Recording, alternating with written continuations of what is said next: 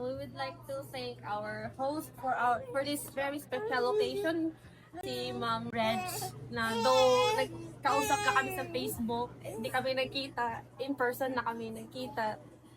Napaka hands-on ni Ma'am, and kahit may mga changes, sudden changes sa flow ng program namin, may mga guests na hindi nakarating, hindi nakuha yung expected na total guest. Parang full pack pa rin yung yung celebration kasi napaka saya. Hindi ramdam na konti lang kami kasi napaka lively, energetic. Thank you po, Ma'am Reg, po sa napakaganda po.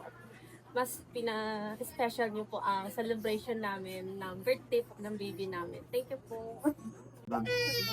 Una nagpapasalamat ako sa inyo, ma'am, na bilang nag-host sa first birthday ng ating ina. So, yun na, hindi man in-expect namin yung dami na guest namin o yung sita namin. Napapa-energize nyo pa rin yung lugar, yung ambience ng birthday celebrant namin ngayon. So, thank you ulit, ma'am, sa pag-host nyo. Naway makatrabaho pa namin to future.